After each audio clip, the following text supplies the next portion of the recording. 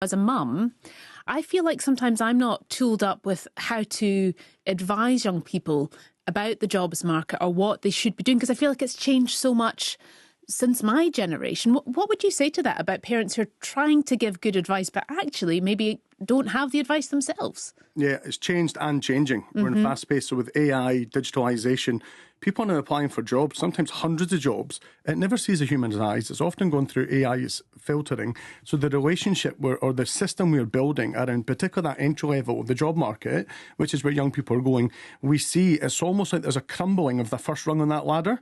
So they're having to jump double the height. And that's why so many of them aren't catching on to this ladder.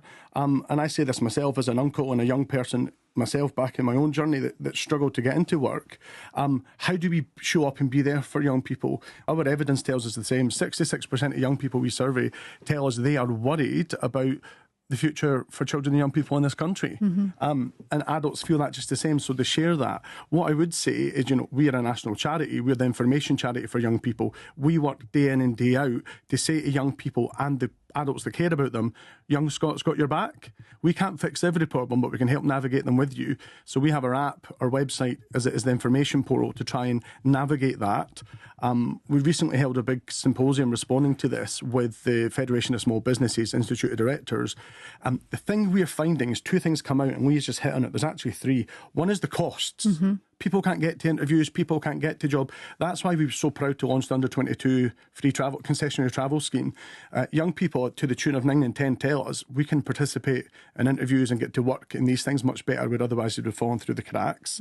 We then support that with loads of employability and skill support, and that includes speaking to industry. So that's about transitions.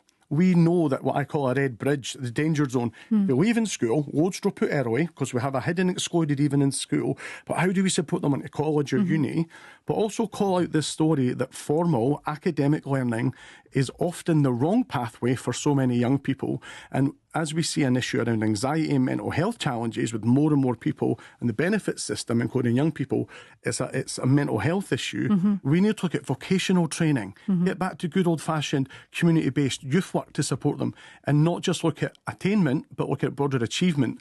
Because companies tell us time after time, young people, even if they get through the door, are not always presenting with what we used to call soft skills. Yeah. These are the critical skills.